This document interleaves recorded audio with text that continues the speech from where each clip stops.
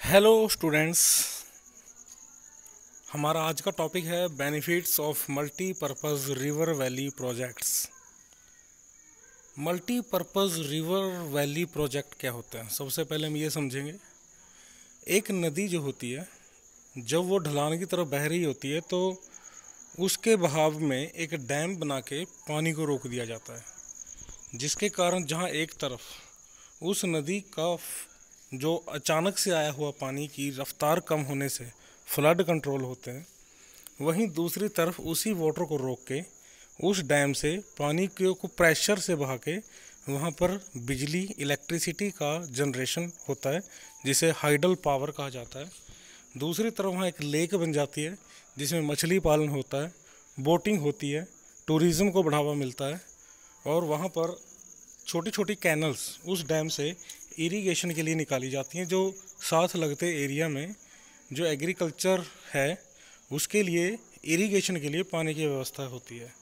तो इसलिए कई सारे पर्पज़ नदियों पे डैम बना के पूरे कर लिए जाते हैं। इसीलिए इस तरह के प्रोजेक्ट्स को मल्टीपर्पज़ रिवर वैली प्रोजेक्ट कहा जाता है। तो खैर, ये जो रिवर वैली प्रोजेक्ट हैं ये इंडिया में बहुत पुराने हैं, बहुत पुराने समय से। यहाँ इनफैक्ट कि मौर्यन टाइम मीन्स चंद्रगुप्त मौर्य, जो लगभग ईसा मसीह से भी 350 साल पहले भारत के राजा हुए हैं, उनके टाइम से ही ये सिस्टम भारत में देखने को मिलता है। The three hydraulic structure that were used during the Mauryan period are dams, lakes and irrigation system. तो मौर्यन टाइम से ही हमारे यहाँ डैम देखने को मिलते हैं। नदियों पे एम्बैंकमेंट बना के या छोटे छोटे डैम बना के वाटर को स्टोर किया जाता था। लेक्स बनाई जाती थी, या नेचर लेक्स तो होती ही थी, ह्यूमन मेड लेक भी बनाई जाती थी। और इरिगेशन सिस्टम बनाया जाता था, कैनल्स बनाई जाती थी, जहाँ पर हाइयर एल्टीट्यूड एरिया से वाटर को स्मॉल कैनल्स के जरिए उन एरियाज़ तक पानी को पहुँचाया जाता था जहाँ पर पानी की कमी होती थी, और उससे एग्रीकल्चर भारत में की जाती थी। खैर, हम यहाँ पर अब डैम्स के बारे में डिस्कस करेंगे। Dams, a dam, what is a dam. अब डैम क्या होता है हम यहाँ पर ये समझेंगे।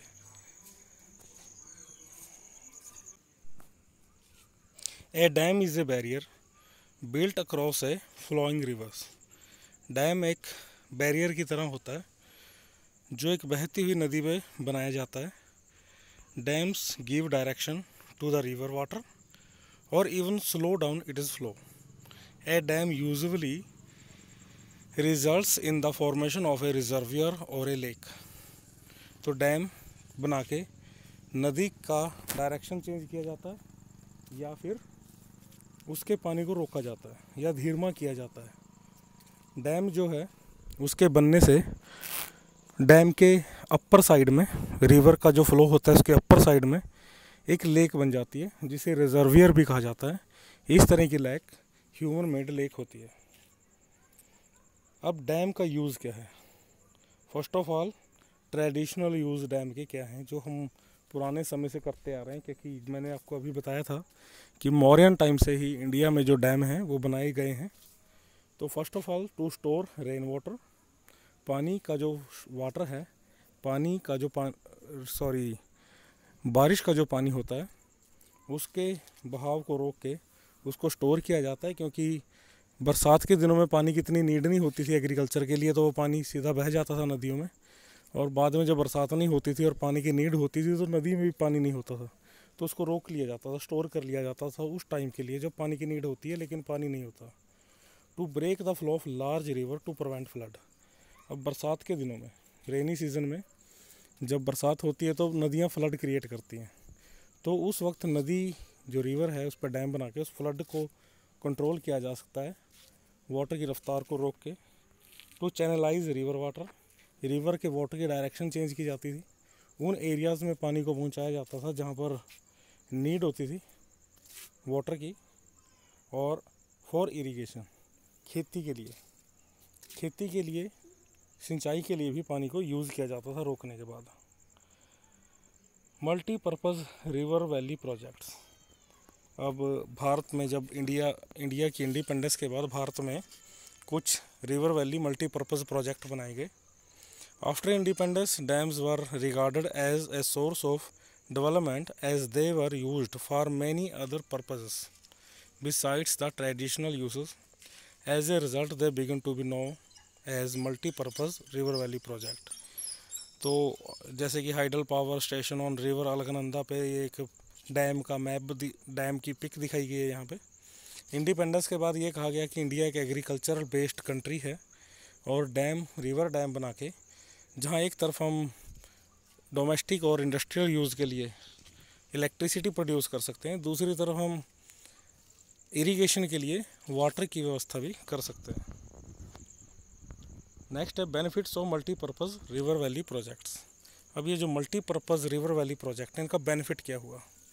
First of all electricity generation, dam बना के हाइड्रो इलेक्ट्रिसिटी जनरेट की गई। फिर water supply for domestic and industrial use, तो जो पानी है वो इंडस्ट्रीज़ के लिए और डोमेस्टिक नीड्स के लिए भी सप्लाई किया गया और एग्रीकल्चर के लिए तो सप्लाई किया ही गया है।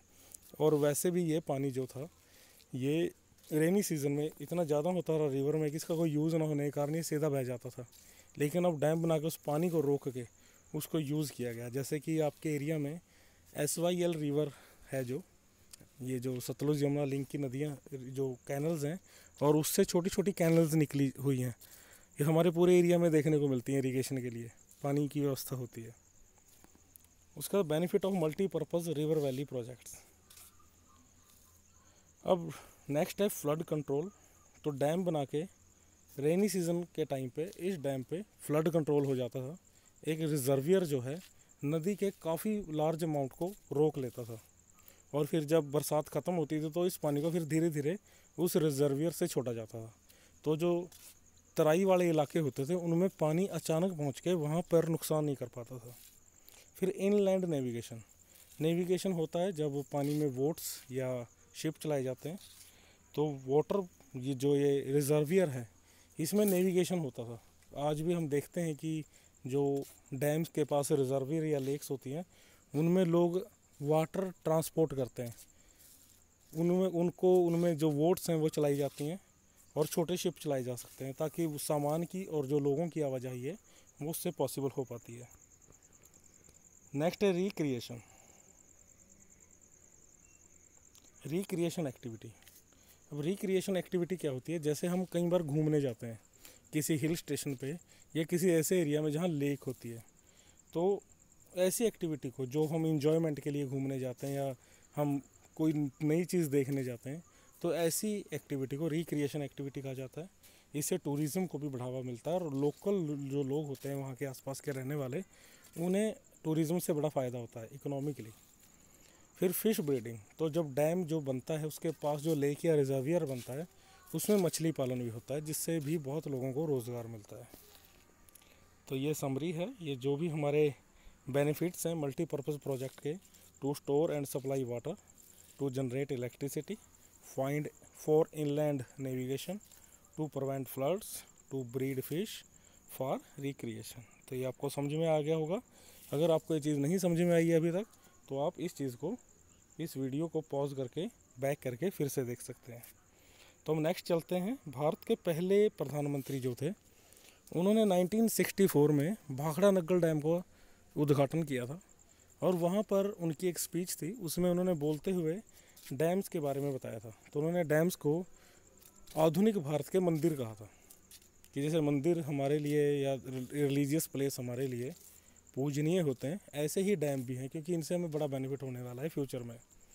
तो Jawaharlal Nehru proudly called dams the temples of modern India as he believed that they would ensure both the development of agriculture and rural areas as well as rapid industrialization and growth of urban areas in India.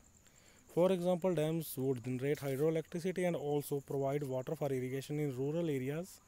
He believed that dams would lead to the development of the country as a whole and help it overcome the challenges of its colonial past.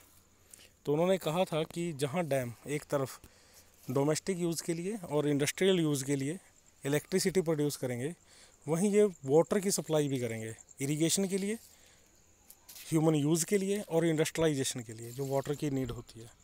और उन्होंने ये भी कहा था कि ये भारत में जो कॉलोनियल पास्ट था, जो ब्रिटिश गुलामी के बाद भारत की जो इकॉनमी पिछड़ गई थी, जो हम भारत गरीब हो गया था, उसको डेवलप करने में भी डैम्स का इम्पोर्टेंट रोल रहेगा।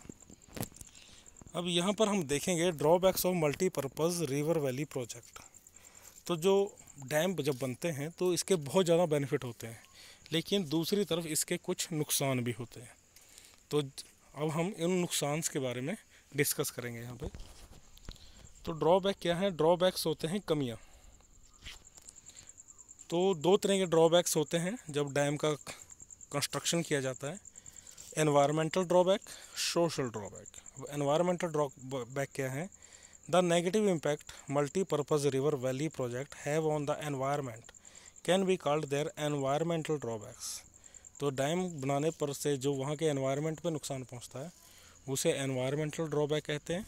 The negative impact multipurpose river valley project have on society and communities can be called their social drawback.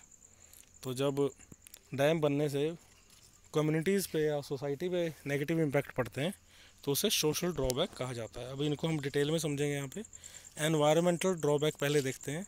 Excessive sedimentation leading to rockier beds and harming aquatic life. तो जो reservoir dam बनने से बनता है तो नदी अपने साथ काफ़ी सिल्ट और सेडिमेंट लेके आती है, तो उसके कारण वो जो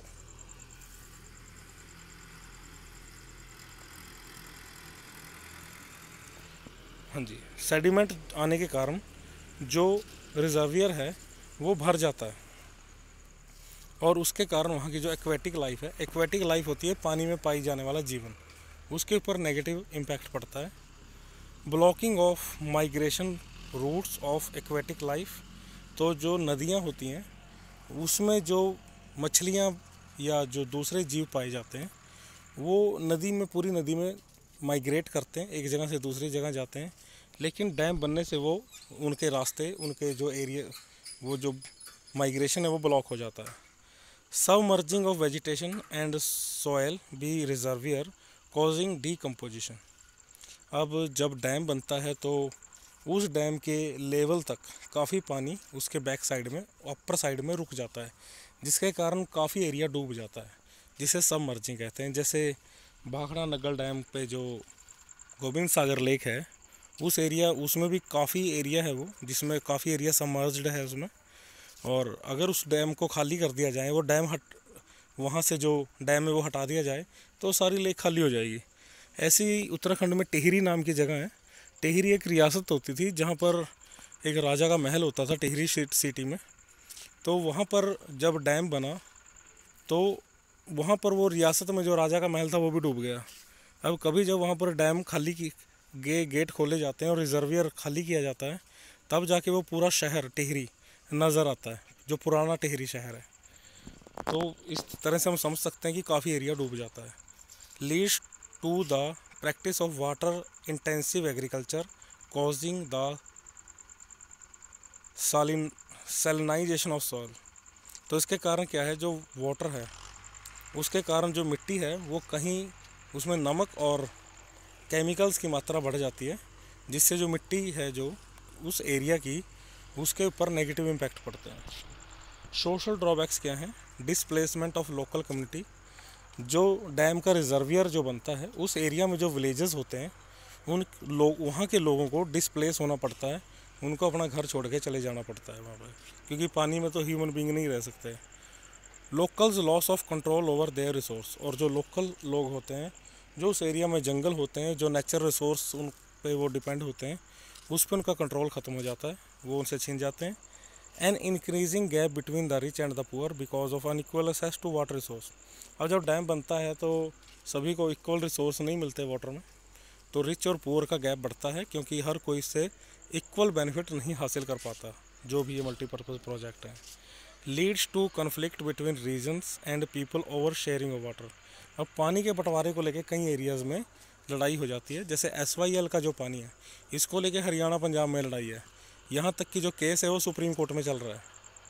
तो इस तरह से जो कुछ एरियाज़ के लोग हैं उनमें भी कन्फ्लिक्ट हो जाता है। तो इस तरह से जहाँ एक तरफ जो मल्टीपर्पज़ रिवर वैली प्रोजेक्ट हैं, जो डैम हैं, उसके हमें कई तरह के बेनिफिट हैं डेवलपमेंट में, दूसरी तरफ इससे कई प्रकार के इसके ड्रॉबैक्स भी देखने को आते हैं, लेकिन बेनिफिट ज़्यादा हैं। अगर सरकारें इस पे ध्यान दें तो इसके ड्रॉबैक्स को ओवरकम किया जा सकता है। सो स्टूडेंट्स, आज के लिए इतना काफ़ी था। तो आई होप आपको समझ आया होगा और आप इस वीडियो को वंस अगेन देख सकते हैं और इसको अच्छी तरह से समझने की कोशिश करें, और अगर आपका डाउट है तो आप मुझसे शेयर कर सकते हैं। So thank you all of you.